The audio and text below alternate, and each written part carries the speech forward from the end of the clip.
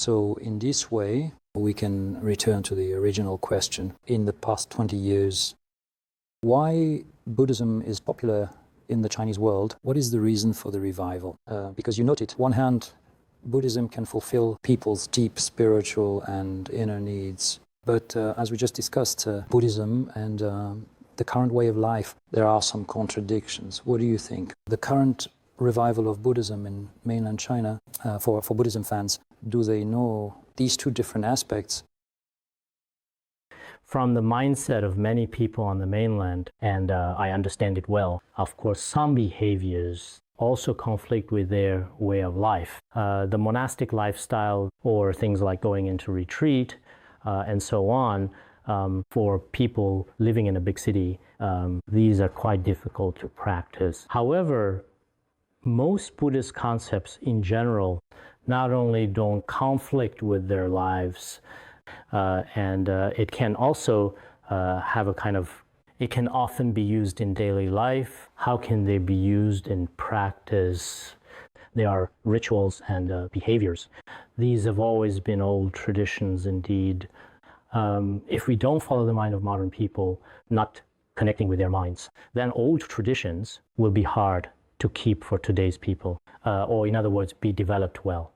But as for Tibetan Buddhism, it is a kind of science of the mind. I've always believed it is a science of the mind, and it can be used at any time when increasing happiness and reducing suffering for people. It provides excellent guidance.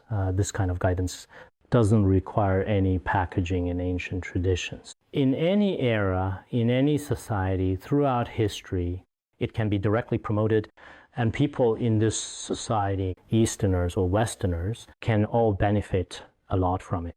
For example, how do we view the world? How do we see people's ties? How do we find satisfaction within ourselves?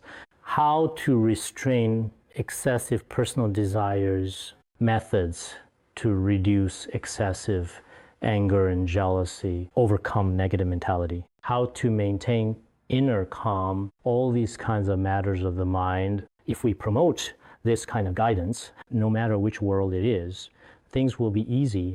If Buddhism has always remained something confined to monasteries, or if it is just a tradition or a ritual, then such rituals in current modern society, during the rapid development of technology, face obstacles, no way around it.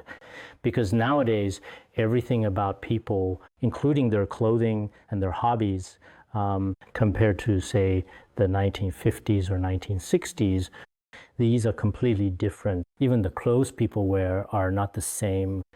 Many behaviors and rituals are different. So why has Buddhism always kept up with the times and everything else?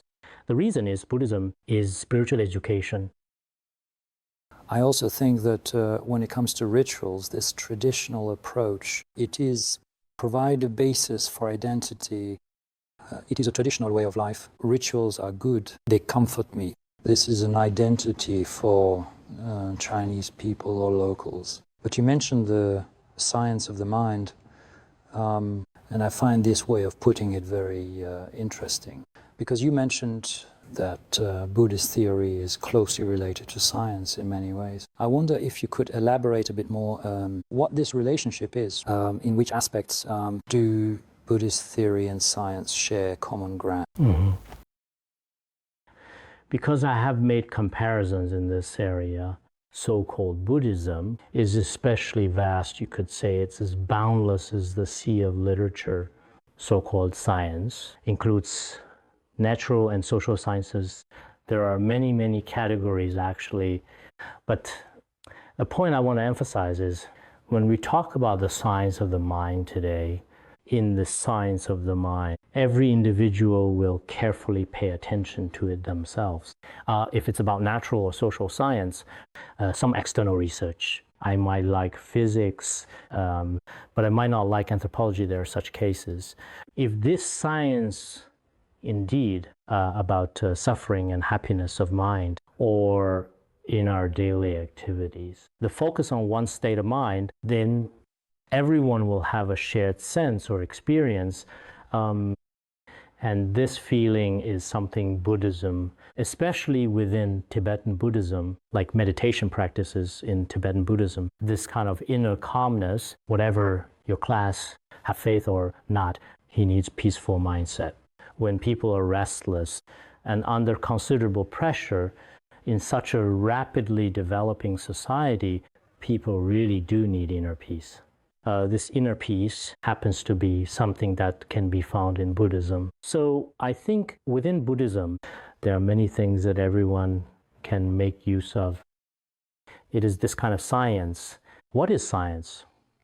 Actually, science is also a kind of truly superior knowledge that for the time being cannot be disproven.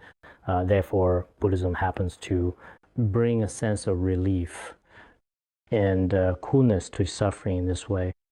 Why so many people nowadays are perhaps exploring the spiritual science of Buddhism to some extent. I myself, when it comes to spiritual science, personally have read many books. When comparing these two in particular, people pursuing Dharma not blindly with clear purpose. Some people, once learning, don't want to leave if just superstition, or if it brought them no benefit at all. Society is pragmatic. Many people try a little and then they would give it up. They won't continue with it.